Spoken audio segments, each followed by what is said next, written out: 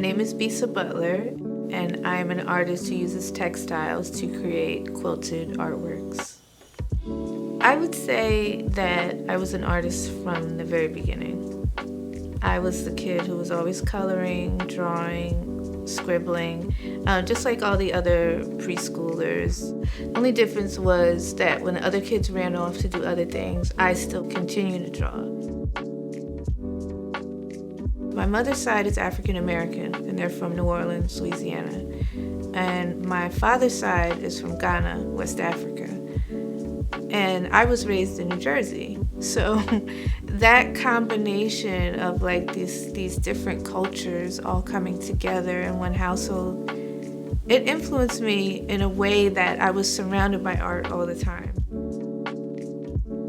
I was an art major at Howard University, and Howard University had a strong influence on my outlook on art. It informed me because there was a really strong tradition. It was one thing to teach your students how to construct a painting, how to compose an interesting composition, but how do you define an African American culture?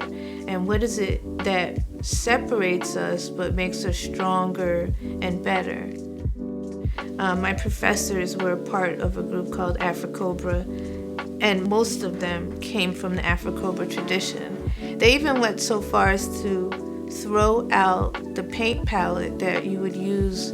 It was called the Beaux-Arts, or the European arts tradition, using white to lighten your artwork. That was unacceptable. So we were all like, what is this? Like, that was just a total flipping of ideas. We even had assignments where usually when you start a painting, your canvas is white. You think about a white canvas. We had assignments where the canvas was black, and now you paint on that. Like, so they wanted to sort of flip that and say, literally, this is a colored and black sensibility. And the palette that we used were colors that you would see more in African art or in African fabric. Bright orange, bright yellow, crimson red, intense blue.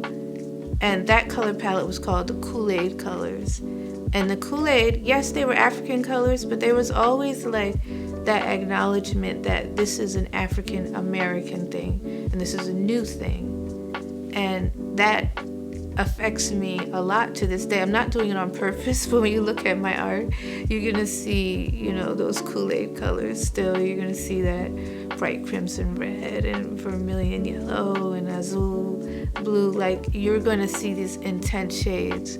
And those are the colors that I'm drawn to this day. One of the founders of Afro-Cobra was Jeff Donaldson, who was the Dean of Fine Arts at Howard. So he's taking his Afro-Cobra sensibility and bringing it directly into fine arts. As the dean, you're the one who sets the mission. And part of that mission was like, you have a responsibility to educate your people. You have a responsibility to have your people always be shown in a positive light. I still maintain that I never want my artwork to show my people in a bad light. We are people who've come a long way. We do struggle still.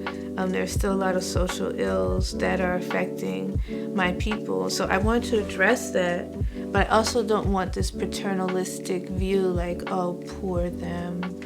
I'm not interested in that. I'm more interested in seeing, look what we can do.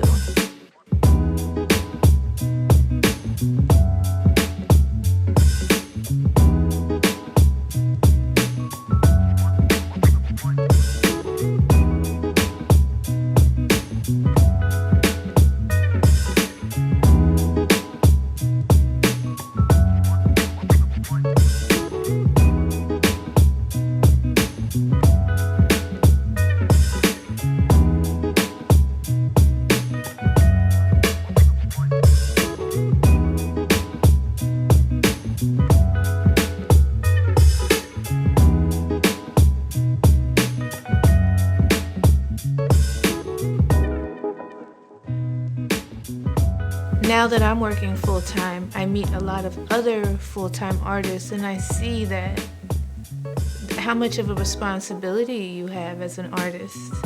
You are the reflection of our times. So whether you're a writer, a dancer, filmmaker, painter, sculptor, you're reflecting the times that you live in. And after you're gone, that all that is left is that reflection.